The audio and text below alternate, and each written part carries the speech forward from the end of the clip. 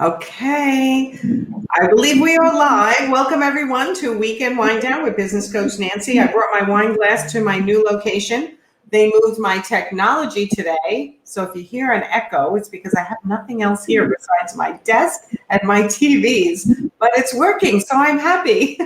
I want to welcome my guest today, Christopher Ramey from the Home Trust. Christopher, welcome. Cheers. Ah, yay, somebody's who's having wine with me. You're having wine with you. So I just want to ask everyone to say hi and let me know that you can hear us, that we're not having any technical issues. We might be getting a little feedback. I hope that it's not affecting the broadcast. So tell me who's watching. I see there are people watching. Tell me where you're watching from. And there's always a little delay. So this is the first time you're doing this, Christopher, correct? It is, yes.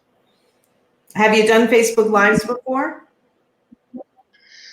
I'm not on Facebook a lot, so no, I have not. This is new to me. Lucky you. I'm on Facebook all the time. So I have a private Facebook group called the Interior Design Business Forum. We are about 10 people away, maybe 10 people away from having 4,600 interior design professionals in there. So that's exciting for me. Congratulations to you. I've read some of your stuff and you're brilliant. So you're doing a great job. Thank you. I don't know about brilliant, but you know what? Sometimes I know what I'm doing. So let's say hi to a couple of people. And can you see that, Chris, when I bring it up on the screen? Can you see? Say hi to Leah. Doug Thiel, expert from Steinway. And then hi, Nicole. And hi, Jennifer is in her car. So, oh my God, Jen, thank you for watching. And Sarah from Napa, California. My viewers tend to come from all over the world and all over the United States. So, hi, Doug, I think. Oh, good. Thank you. The audio sounds fine. Excellent, because I feel like I'm getting a little bit of an echo. And hi, Karen from New Jersey. So we definitely have a couple of new viewers here today. So if you guys don't know me, I'm Nancy Ganzikofer. I'm a business coach to interior design professionals and a certified body language trainer.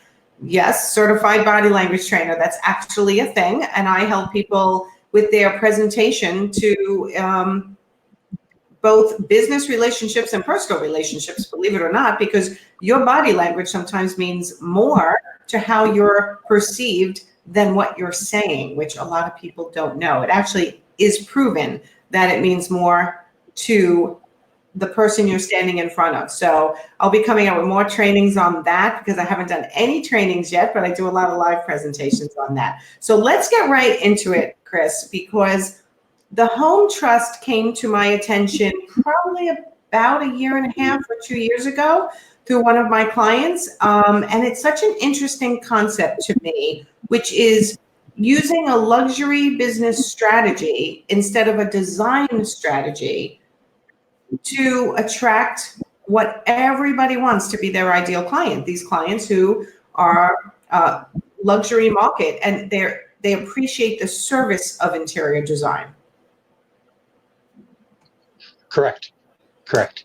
So what does the Home Trust do? Well, we're a platform. Our mission is to serve high net worth individuals and their influencers, which includes designers, estate managers, architects, with the finest products and services in the world. So that's what we do. So the Home Trust is kind of like it's a consortium or a co-op of all people who serve these luxury markets. And what do you do as the Home Trust? Well, we talked about what our mission is, but inside the engine, we're a marketing agency. And we help our members market. Marketing, of course, is a pillar of luxury because what you do with marketing in luxury space is you create desire for brand. And our experience is the anonymity is a very bad strategy. So we help brands in a category that really requires a trigger to increase awareness, sales, traffic. That's what we do. And how I'm sorry, go ahead. I was going to, no, go ahead. You're particularly focused on, go ahead. Tell me what. We're particularly adept at digital marketing. So that's kind of become our sweet spot. We're running today just short of 1,000 different digital campaigns for our clients. And we've been very successful at it. So for those who don't know what digital marketing means, can you break it down for us? Sure. If you know where your best prospects are, and I think in many cases you do, it could be houses listed for sale, it could be country clubs, they could be tarmacs because they fly in on private aircraft. We use satellites, and the satellites beam down and tack the phone of your best prospects, and then we advertise to them. So if they're at a country club, you target a country club. If they're getting off a private jet, you target the tarmac. That's what we do. Okay, wait a minute. I need to know more about this. So, and I heard about this, but not in the, I didn't get deep into the detail. So you're tapping into how are you doing that? How are you tapping into high net worth individuals? Are you geo-tracking them? Yeah, that's what we do. Yes. By the way, That's what we do. Okay, so I just have to ask, seriously, is this legal? Like you can geo-track people? Of course it's legal, silly. I know, but it's just so, it's like, listen, I'm old. I'm just like, so people like right now from my phone, whoops, I just unplugged my phone. From my phone, people know where I am. And there are companies that are targeting me well, they may not want to target me, but if I was a high net worth individual, there are people that would be pushing ads to my phone? Yeah, there's a cross-pollination. So when you sync your phone with your other devices, whether it's at your office or home, yeah, then you hit them too. Yes, look, today's society, you're either predator or prey. And most of people in design are prey because they don't know any better. Our clients know better, and we help them execute things that are almost Jetson-like. That's what we do. By the way, for a second, hi, Shelley. It's nice to see you. Go ahead. We've got more people here. Hold on, because I got backed up. Okay, I think I showed Sarah, and welcome Doug and Karen, who's first time watching, and Mildred and Marie. Thanks everyone for watching. And Sheil, I hope I'm saying your name right. Oh, yeah, looking forward to listening to your expertise. And Christine is here.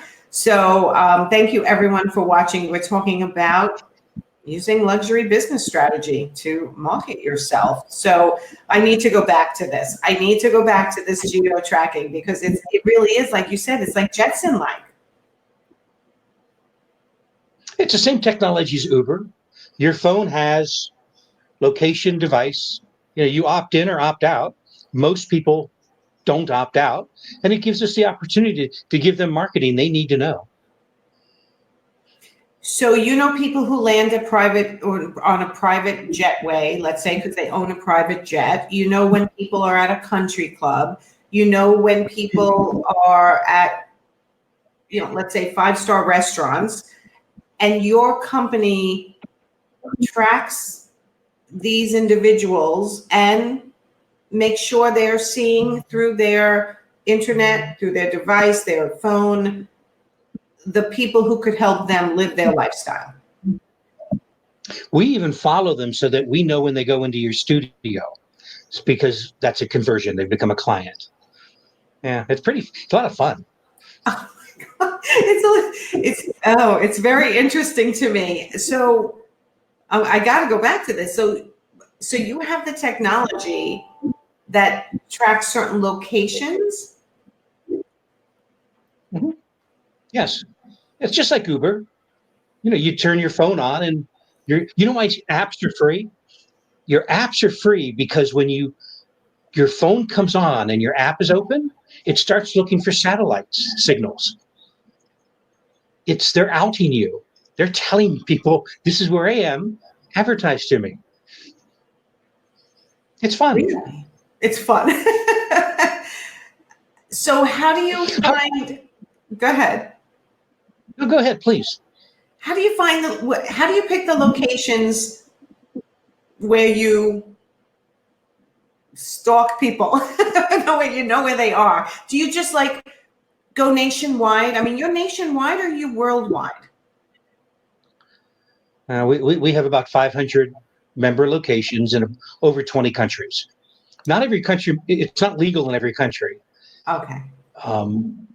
We haven't tried the Vatican, and we haven't tried Mar-a-Lago because it's bad form. But you can look. You know where your best prospects are, and for example, when someone's flying private, if they have money, they never go in the FBO. So you have magazines saying, "Oh, we have our magazines in the FBO." Yeah, but high net worth individuals don't bother with the FBO. The car comes up and picks them up on the tarmac and takes them away. We Wait, simply FBO? It's a fixed base operation. That's what you call where private jets go, fixed base operations. Okay, thank you. So it's okay. And so you know where they are, hit them with respect, of course. Of course. So, okay. So Christine is asking, so do you take this information and make profiles, and is that info for sale? No, there are privacy laws that protect consumers, and the answer is no. Okay. So you're not tracking individual homeowners, let's say, because I know there's mostly interior designers watching, and then selling their information. All you're doing is providing your home trust experts who will share your website in a moment, the information that they may be interested in, the providers that they may be interested in. Well, if X member targets X, so for example, for designers, what we do a lot is target homes listed for sale. Because let's take a $10 million home. We know anyone who goes in that $10 million home is likely looking for that home, for a home at that price point. So at any given home, you may have 10 different ultra high net or high net worth individuals who walk in the house. So you start creating a web of best prospects. The great thing about digital is it allows you to be hyper targeted and affordable. And that's the beauty of this. We're not wasting our time on people who are buying a $100,000 home or a mobile home. It's very focused. Okay, so Hi, Heather. yeah, Heather is here. She said hi, Chris. Okay, so let's share your website, because I think that's going to be helpful in everyone understanding what the home trust is and what it can be for them, and who you accept into the home trust, because you're discretionary in this as well, correct?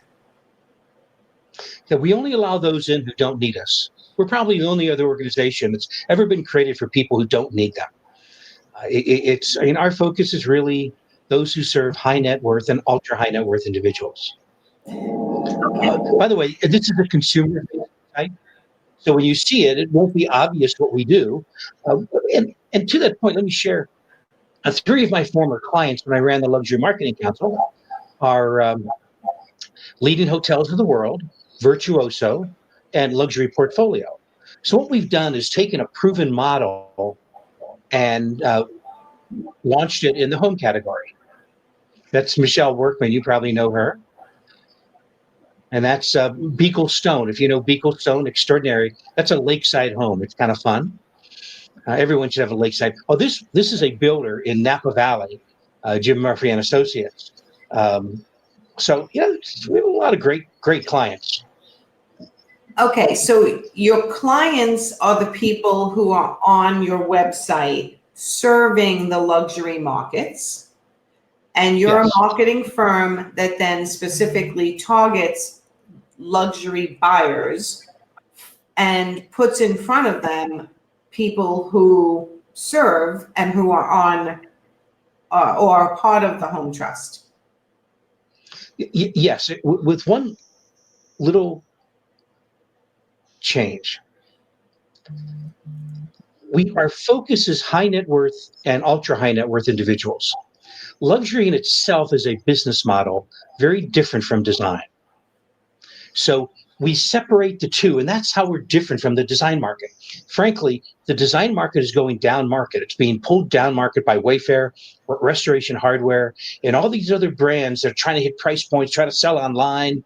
And the design space itself is in serious trouble because people just don't know. So our focus is consumers, not product driven. And that's a substantial difference between the two. Well, yeah, I mean, and I teach my interior designers, you're not selling yourself as a personal shopper, you're selling yourself as a service. It's still a service. And we have to change the homeowner's perception of interior design and work your way up to the people who appreciate the service. People don't hire you for information, they hire you for implementation. And the luxury markets are exactly the people who they're not looking at price point as much as they're so happy someone's doing it for them. Yes, that's true.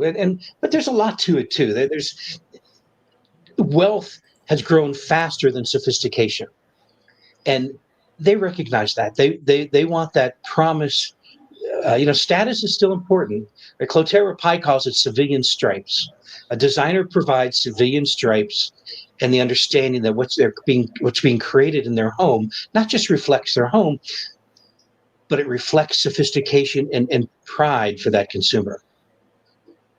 Okay, I agree, totally. So the categories which we're showing right now that you accept as, and I'm using the word accept, I don't know if that's the right word, but the people you have associated with each of these categories, what you're saying is it's not people who necessarily need to be here. They're already successful in their own right in the luxury markets, and you are happy to have them part of the Home Trust in order to market to these high-end luxury individuals. Yes. Take it like you have estate management there. Hit that for a second. Estate management. Okay. Let's click on that. So you see the two hands. So here's an example. There's a woman who serves billionaires. It's on the right, luxury lifestyle logistics. Go ahead and click on that. This is a woman who sets up homes for people who have multiple staff. So if you have a series of homes, you would know this woman, Jennifer Lawrence, because they set up the processes for the estate managers. And generally, I've been told anywhere estate management would be 50 to 90 million minimum in net worth and above. Now, if you go back, you'll see I spoke at the Domestic Estate Management Association event 3 weeks ago. I was filled with estate managers. And what I was doing there, I wasn't looking for new members, although frankly, we picked up some, but we were looking for getting our brand out to estate managers. And this is the Domestic Estate Management Association, which is about 3,000 estate managers around the world, mostly United States. Remember, too, that these are individuals with multiple homes. So nobody has a home in Palm Beach and lives there all year long, right? I mean, they're in Paris or they're in wherever else they may be. So these are, this is the tip and the hardest client to get. Although I would tell you, perhaps our best client, best member, best designer was, look, everybody, all of our designers are best. But, no, I know what you mean. The one that has gotten the most business out of. In this case, through this, she got a $30 million net worth client who has homes all over the world. So, it's that outreach. It's, it's still a one-to-one sale, right? Yes. But we're always working to help get our brand out. So that's what we do. So I'm bouncing around here. You want to know? It's security. This is a good one too. There is one dominant brand in the security industry. And you may have heard of him. Scroll down just a teeny bit more. You hit security, it's the black and white. Gavin de Becker is a security company. You may have heard of him because he was protecting the assets of Jeff Bezos when Jeff Bezos took You know what he did. So, you know, they serve, I believe, 100 of the top 200 billionaires in the world. And they've, just chosen to align with us. So it's about being with the right people. Every brand is judged by the brands with whom you associate. So if you're on House, you will be associated with mediocrity. If you're on whatever or wherever, it's why design centers exist, because those brands are associated with each other. And everybody needs more paths to their website. How will they find you, and how will you be judged? That's extraordinarily important. And I think in the design business, what we've learned is high net worth individuals aren't looking to hire a designer, they're looking to eliminate a designer. So as your website and whatever is looked at, very critical. It's critical that it's pristine. Uh, I see way too many people with hundreds of pictures, and they're not all great. It's better to have 5 fabulous images that reflect your point of view than it is to have every image you've ever seen. I agree. Don't want to spill my wine. Don't spill your wine, especially on your computer. I've done that. I have spilled my wine on my computer, not during weekend wine down. It was many, many years ago. So the designers, can I click on the interior design button? No, don't. It'll blow up. I'm going to click on it. Let's see what happens. But you have lighting companies here too, which now I'm going to go off a bit. Okay, so these are designers who are part of the Home Trust. And you screen them based on, there's our very own Heather Bates, who's watching tonight. Hi, Heather. Yeah, that's a fabulous picture. So you create another web page for them. We call it a portfolio page. Say that again? We call it a portfolio page. Okay, so you create a portfolio page. Does it link back to their website as well? Yes. The whole idea is to tease you into going to their website. We don't have a ton of, in fact, we have almost no content other than images on our website. We don't want any barrier to keep someone from going to one of our clients. So this is Lorna Gross, a remarkable designer out of Washington, D.C. Yeah, that's a beautiful image.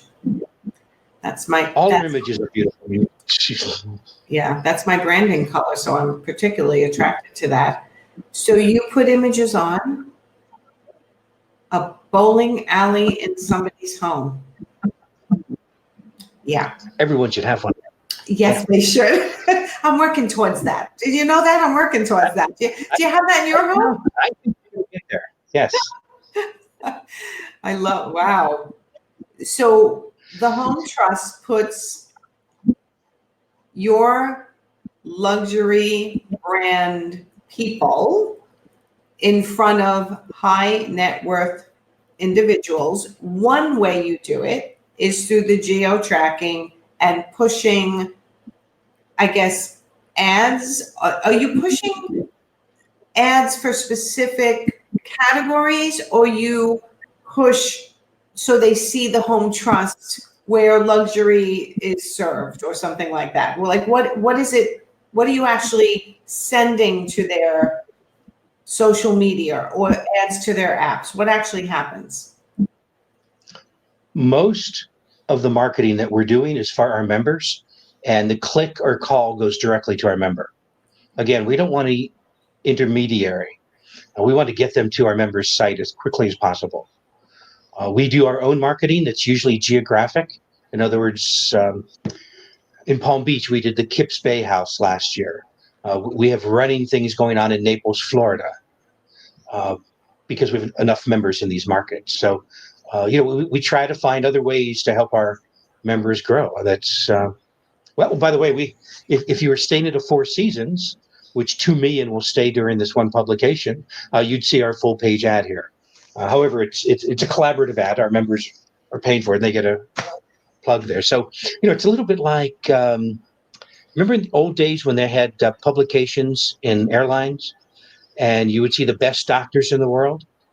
Well, it's basically the same thing. These are the best in home design. Okay, so Christine's asking, how does a designer get profiled? I'm not sure profiled is the right word, because when you say profiled, what do you mean, So Christine? I think I Christine love that. means like, so Christine happens to be on Long Island. I know, I live on Long Island. So if you are marketing to Long Island, let's just talk about Long Island. You're marketing to Long Island luxury market, let's say the Hamptons.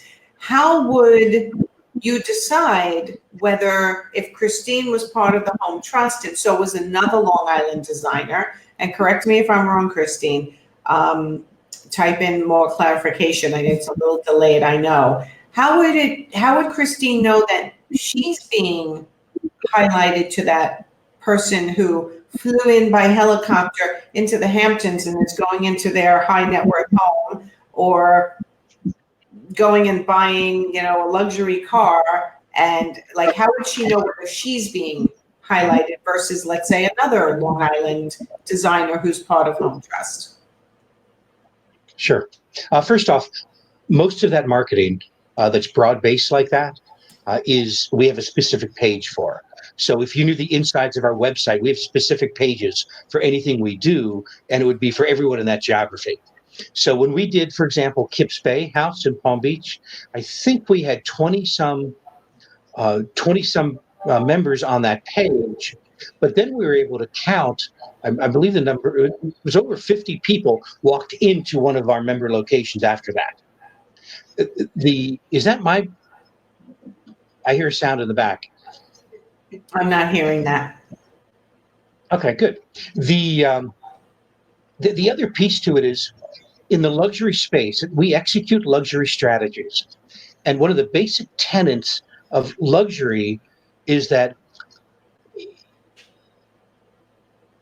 every brand, every designer has a point of view that's unique to them. So we don't believe philosophically, and I don't know Christine's work, but I don't believe her work competes with someone else because she as a luxury designer, brings something to the table that's uniquely hers. Now, I talk to a lot of designers, and there's a couple clues that tell me they're not a luxury designer. And one of them is when they say, I do whatever the customer wants. Because if you do whatever the customer wants, she can hire an intern. You better understand what you bring to the table, what your DNA and point of view is. That's really essential to being successful in the I, luxury space. I actually love this topic because to have a very distinct point of view or style or opinion or something is what distinguishes you from the pack. And people are so afraid to have a point of view and to not be just, I can serve everybody. I just will do whatever they want me to do. But when you start to actually have a brand, it's when you have a distinct point of view, style, and message, and you're going to start attracting people who want that specific style and that specific lifestyle, basically. Christine is saying she works in Long Island, Hamptons, Sonoma. So how would she get listed if she was a member of the Home Trust? And Christine, as many of you who are watching, does beautiful work. So what would somebody like her have to expect if she was in the Home Trust? Well, one, call me. We'll show you what we do. It's not for everybody, but it's a mindset of luxury rather than design. It's a mindset of serving high net worth individuals with a point of view that's uniquely yours, and then managing your business in such a way that's consistent with them. It's we're just different. That's all. It's just, when you start to understand it, it's so totally different. Okay, For so example, talk about that. Yeah, talk about managing your business for a luxury clientele. What in your mind and in your experience makes it different? well, first off, luxury is superlative. You have no competition. It's uniquely yours. Design is generally comparative.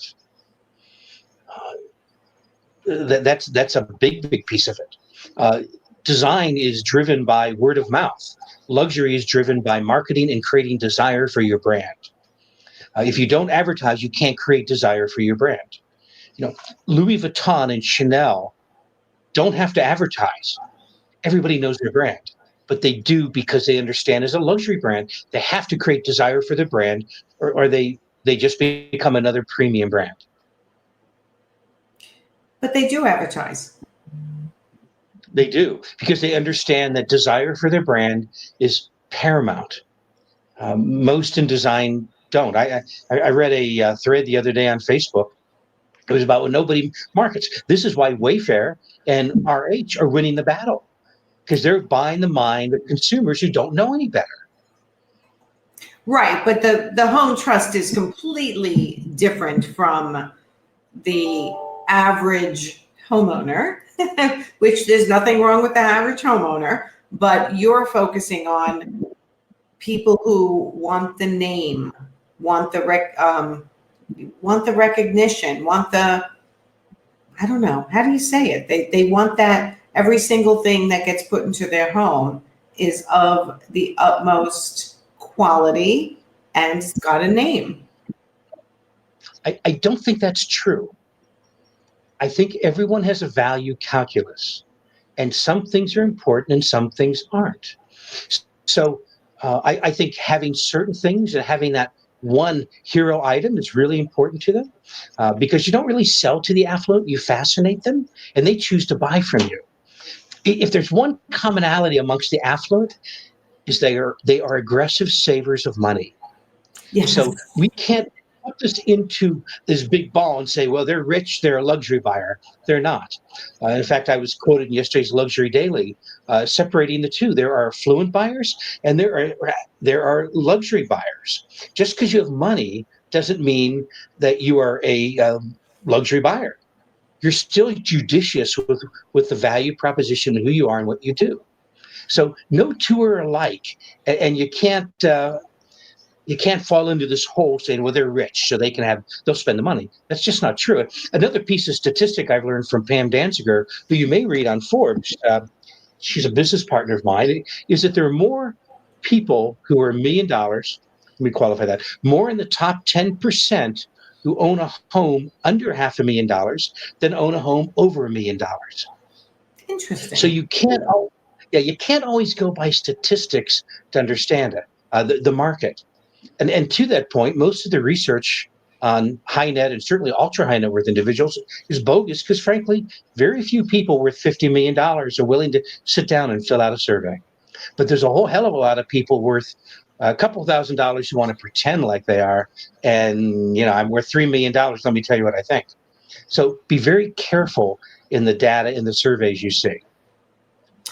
I love the line you said. I actually wrote it down because I think it is so important and it's worth repeating.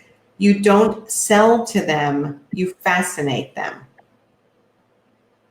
That's exactly what a company needs to do if they want to sell to a luxury market. I don't know what Heather's saying. Not quite. Privacy is most important, as is having unique things, but still want a deal on occasion. Yeah, I mean, who doesn't? Yeah, actually, that's one of the laws of luxury is being discreet. And one of the things we teach is that you take a non-disclosure agreement and give it to your client the first time you speak to them because you want to treat them like they're special. Just here's my non-disclosure. Want you to know we're not talking about this conversation. Privacy is everything. Thank you, Heather. That was a great point. Interesting. So yeah, because often a designer will tell me, I've had great clients and they'll name celebrities that they have done work for, but the celebrity is not someone who's going to give them a referral or is going to recommend them. They want that relationship to be exclusive and they're not going to talk about it. Let me tell you another point. That's a really interesting point.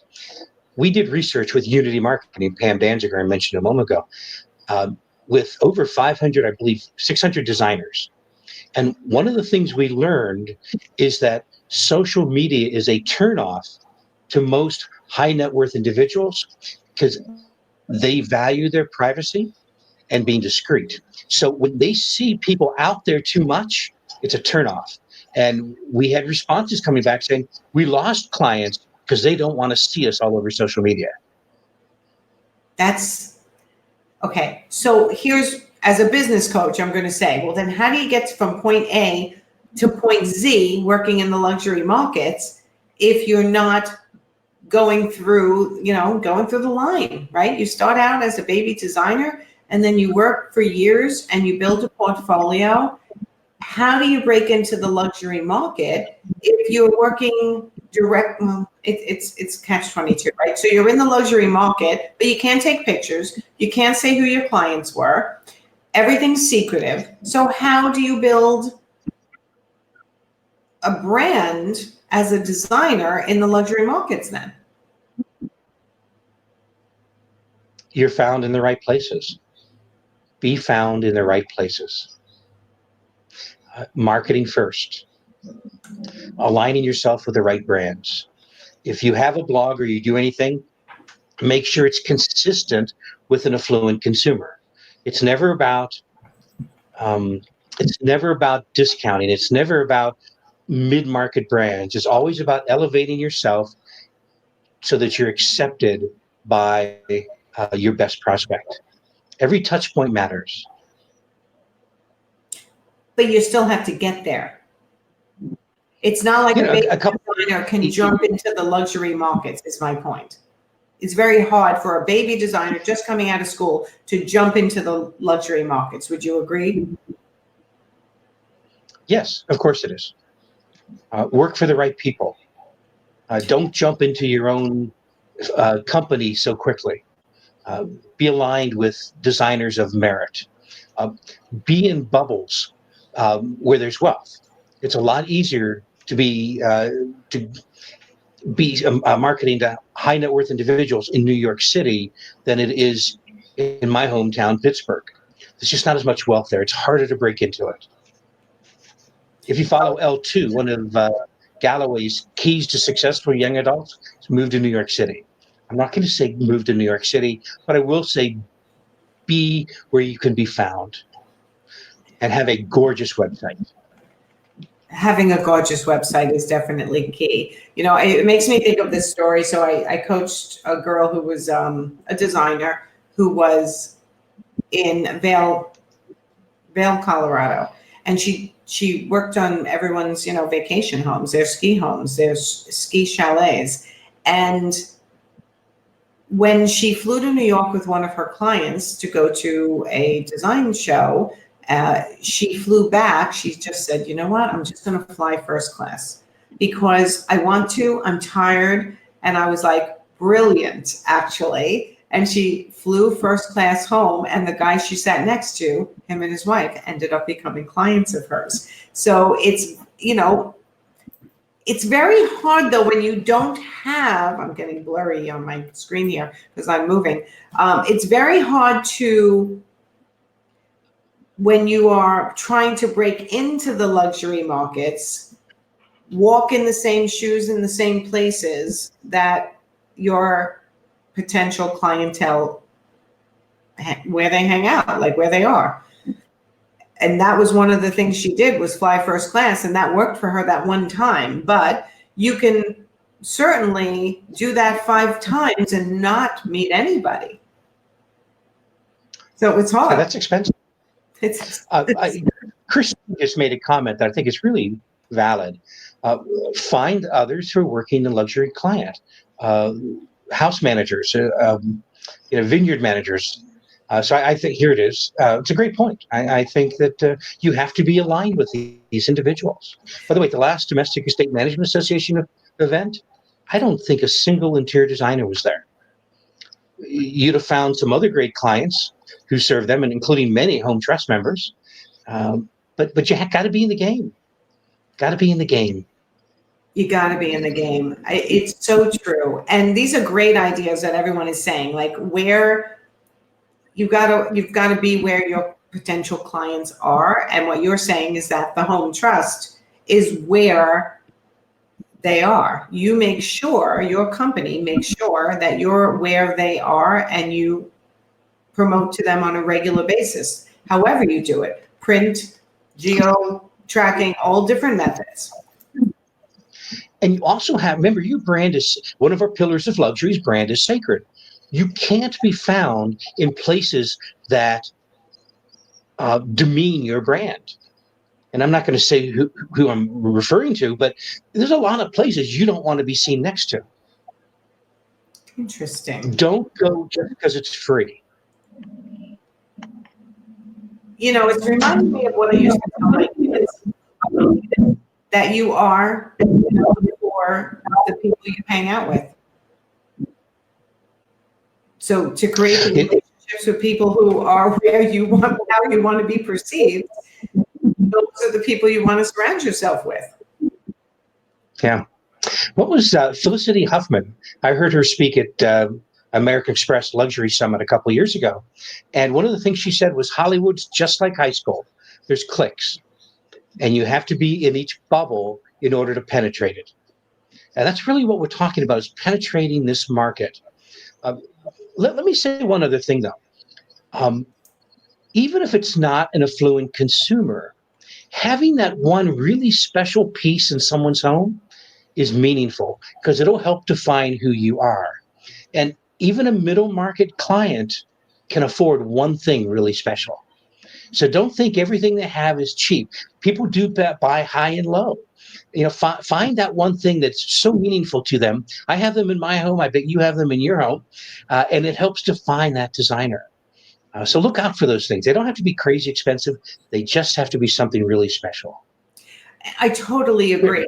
And I really get upset often when my clients say, but I stayed within the budget. I'm like, yeah, but first of all, the word budget drives me crazy. I want them to use the word investment. You know, so many people are teaching, you know, find out what their investment level is or their budget is before you go sourcing. And I totally get that you need to know that, but I also want you to have in your back pocket that really wow item that may really speak to them and bring them over what they originally thought they would invest, right? When they go buy a car, if something looks, if they look amazing driving a more expensive car, they're going to be like, you know what, I'm going to find the money. I have to have this. And it's the same with design. Make sure you're presenting really special, possibly, hopefully one of a kind items that have a story behind it that people are going to be like, oh my God, I have to have it. And that's what's going to make you different from the designer who's just providing what you love every single time. Like just, you know, staying within the norm. Yeah, let me 2 points on that. One is if you go to our interiors index at the top of our page, this is a budgeting process that every interior designer can use. What it said that you should budget a third of the price of your finished home for design services and design product. So, and you know, you don't have to be a member of the Home Trust to use this, but you create expectations. The other piece to this is that because we all know people go out and buy stuff themselves, the designer should earn a third of the third. So if you have, let's say, a $3 million home and the client has a $1 million budget, now you've created that expectation. So they only do 800,000. It's okay because now they know what the standard is. But if you find them going out buying a bunch of stuff from other people, you can hold true to your end of the deal by saying, well, I do get a third of that. That's a $300,000 commission. So the design business and model has to change because pricing online is about to be pervasive. And when that happens, everyone's going to have to change how they do business. And you're going to have, instead of making money on product, you're going to have to make money on your expertise. So anyway, use that. I think you'll find it fascinating. I get an email, I don't know to exaggerate, a couple, 3, 4 times a month on this saying, this helped me with this project.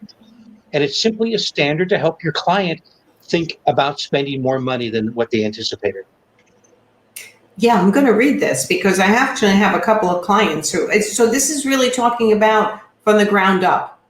If a home is going to be sorry guys, I have multiple screens here, which is why I'm looking around. So if a home is going to be a $2.5 million home, you're saying the designer can clearly state to that homeowner that it's going to be $875,000 for interiors, for the interiors, design fees, and project management. And what are you saying? Protect yourself with a 15% variable. If they have a collection, art collection, if they want to, it may be a new house, but it's an old house. Maybe they want to reconstruct the kitchen or bathrooms. I mean, those would be additional expenses. Don't bulk your $1 million kitchen into your $3 million home. That's what the variables would be. Okay, so you're saying that the interior designer can say, this is going to be roughly $875,000 on a $2.5 million home. That includes the cost of the furnishings. Yes. The cost of furnishings is about 2/3. 2/3. So you're saying, I don't have I just moved. I don't have my calculator handy. So you're saying 2/3 of the 870, 1/3 of the 875 would be the profit that the interior designer gets on average. I know this is, we're talking make-believe numbers here. So whatever 1/3 it's design fees, not profit, design fees. And it's simply a gauge when you have probably the most difficult conversation with your client. It's always about budget. So by setting your own expectations, you allow to hit price points that maybe they wouldn't go up to without. That's all. So though I'm very interested in this though. So 875,000, I realized I have my phone, divided by 3. So roughly a designer could look to be making 291,000 roughly. Again, this is a range. We're just projecting here. So 291,000 would be possibly what the designer could make on an $875,000 estimate for a client who had a $2.5 million home. It's about creating those expectations so that the designer can communicate properly. And she may say, instead of 300,000, she may say, I think our fees will be 250. And now all of a sudden you've created value. Instead of someone saying X and X and I get this much an hour. And we're just trying to simplify it because we think this is going to be very complicated very quickly. This was born out of a designer in Miami. Her name is B. Pila. And through our conversations with her, and I suggested it to Ann Shriver Sargent, who is another home trust designer, and Ann said, "It won't work," But then she came back to me about 4 months later and said, "I did the math. This does work." And a lot of people think it's high. It's supposed to be high. Yeah. It's supposed to create an opportunity for designers to make money. There aren't many opportunities in the mind of the consumer to take advantage of that. So that's what that is. And I'm curious if this ties at all into square footage, or you're really not tying it into square footage because now you're eliminating where is the home, what is the cost of living there. This is all eliminating that. It's basically saying that for a $2.5 million home, the budget should be $875,000. That includes the furnishings, and it's the designer's job then to make sure they're protecting their third, let's say, of the $875,000. They're protecting their third, and generally, I've not had anyone tell me otherwise. 2/3 is enough to do a remarkable job, assuming there's no art collection, wine collection, something else, reconstruction of a room. That we're still pretty good shape. Okay, this is interesting. I'm going to go afterwards and read it in detail because I'm always teaching designers how to charge, and I work with baby designers, middle of their life cycle designers, and also with luxury designers. And it's always a struggle when you get up to that luxury level, from new build to the very last vase you place in their home. Like, how much are you charging them, and still making a profit for an incredible amount of work at the luxury level where you need to be there for them every step of the way. Just remember, the more expensive you are, the more they believe you're valuable. I know. We I teach this we have all such the a time. tendency to, it's, I do a lot of speaking, and when I was at $3,000, nobody called me because they didn't think I was good enough. Now I get lots of calls because I'm 15,000 per speech. It's just amazing. You define your own value. Why would you short circuit yourself? It's so true. My line is there's no luxury being the cheapest in your market. There's no glory in being in the middle of the pack. The glory is being the most expensive and the most exclusive in your category, because that equates to less clients, more profit, a more balanced life, and you can do a really amazing job for every single person that you're working with. Right, right. Remember, too, another point I like to make is your luxury is not their luxury. So your value calculus or your cognitive bias, whatever you want to call it, a $5 million home to them may be a second home and not all that much. Whereas to you and me, it might be, so that's a luxury home. It's not a luxury home. It's just how they live, which is one of the reasons why I try not to use the word luxury too much, other than being a business model. So be very, very, very careful with that. And to that point, if you call something luxury that they don't think is luxury, you've just demeaned your own value system. So Ah. don't ever compliment something as luxury, because they might say, that's just what I do all the time. That's not luxury. So you have to be so careful with your words. And that's something we teach in the body language as well, is making sure that you use the words of the client to repeat back to them. Don't be changing the words. It is actually proven, even in a restaurant situation, if somebody orders water with ice and you say, oh, you want agua with ice? Like, this waiter will get less of a tip, because they're not using the tone, the vernacular of the client. So it's important for, when you're working with anybody, to make sure that you're using the terms that they use and tap into what they consider, like you said, luxury versus or just their lifestyle. It's not luxury, it's just their lifestyle.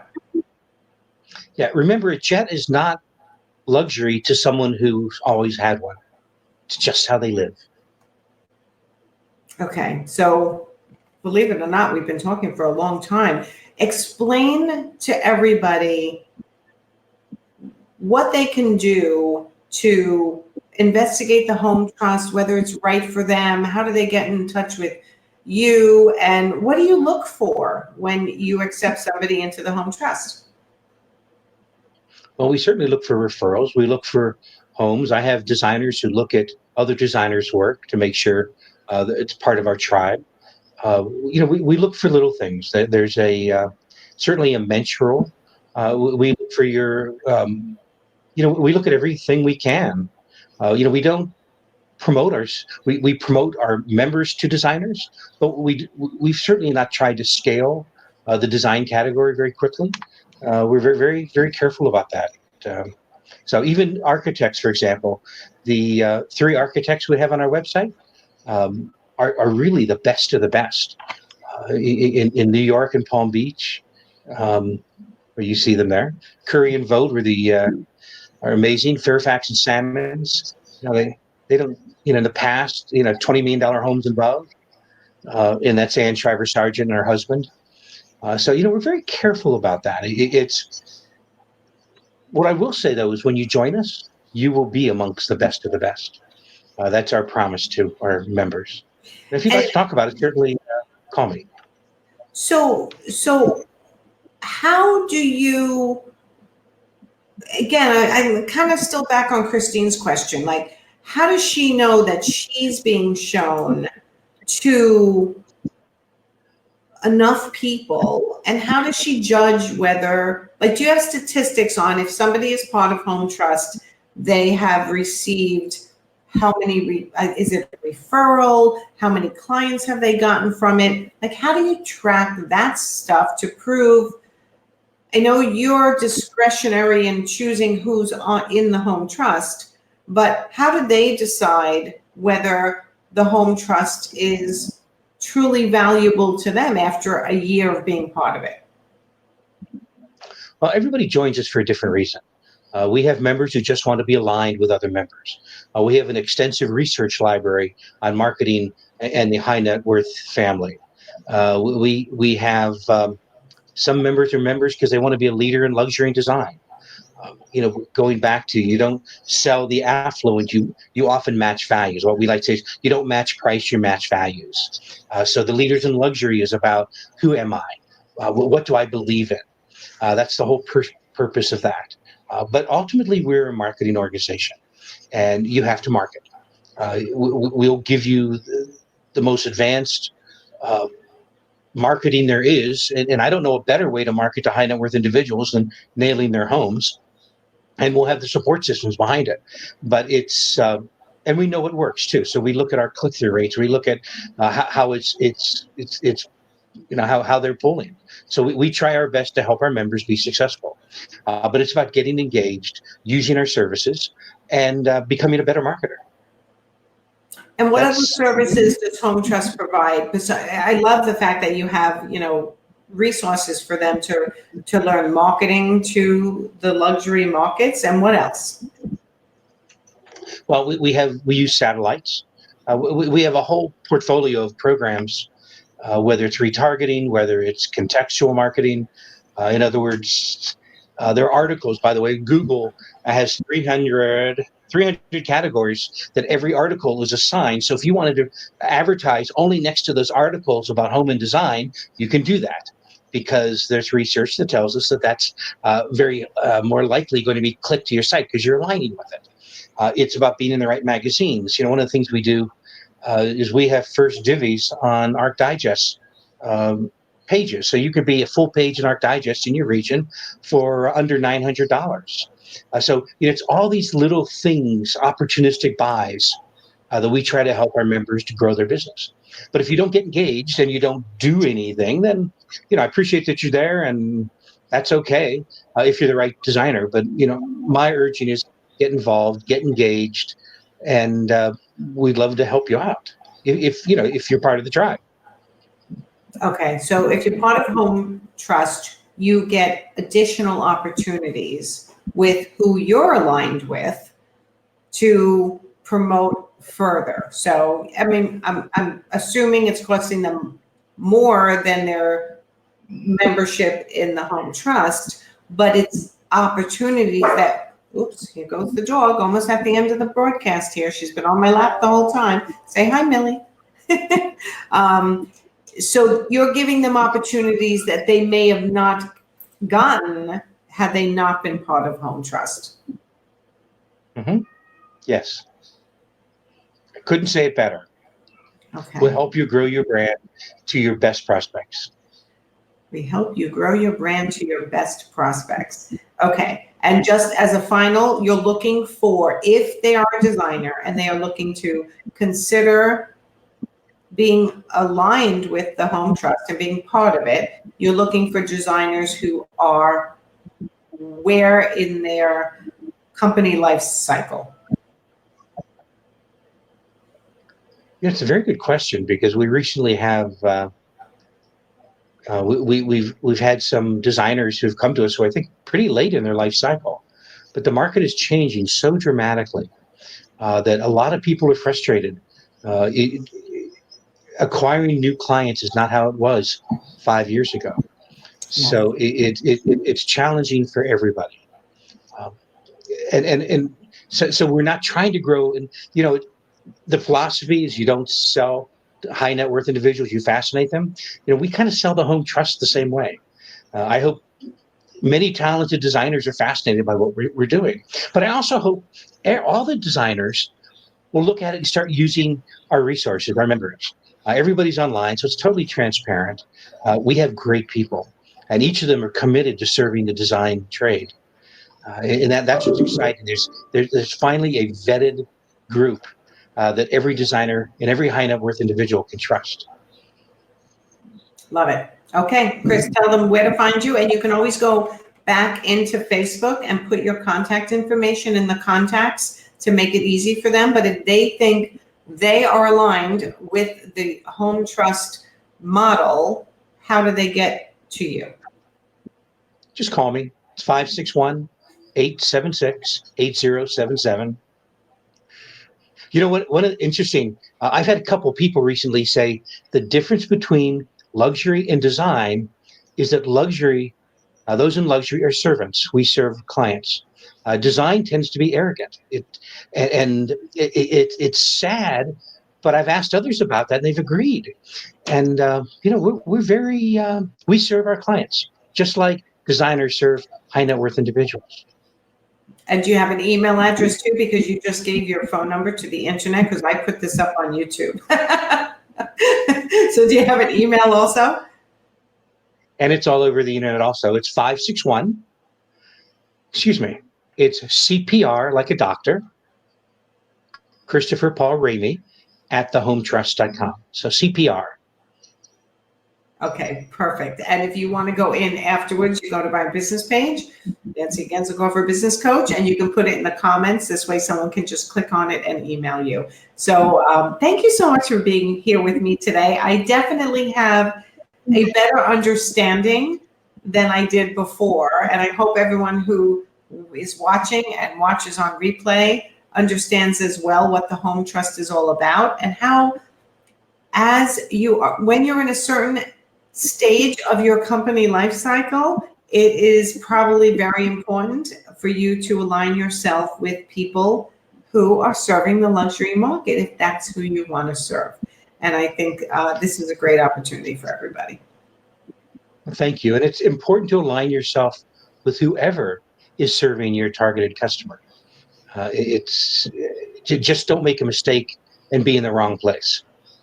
Yes, and there's so many great ideas. I didn't even get to post everybody's comments. So many great ideas in the comments. And if you're going to spend money on your marketing, select carefully where you put yourself and how you align yourself in order to serve those luxury markets, if that's what you choose to do. So thank you, everyone, for watching this week's Weekend Wind Down. I will be back next week. Hopefully there might be a little bit more furniture, and maybe even I might shock people and put a picture behind me, which I haven't done even in my other rental home, because I'm in rentals right now, because I think I want to move to Italy, Chris. I want to move to Italy. I do too. There's places in Italy that'll pay you money to live there. I know. Somebody told me about them, and I recently started researching those. If you start a business in their town and put a nominal, in American standards, amount of money into renovating the home, they will accept you there for free. It's like amazing. Like I'm definitely going to look into it. I have one more kid in college. Once he graduates, there's no guarantees I'm staying here. Well, if you go, my wife and I will follow you. How's that? Awesome. I love Tuscany, but I'll research these little towns and the opportunities, and I'll let you know. Sounds good. I look forward to it. All right. Bye, everyone. Have a great weekend. I'll talk to you soon. Bye. Bye, everybody. Thank you. Thank you.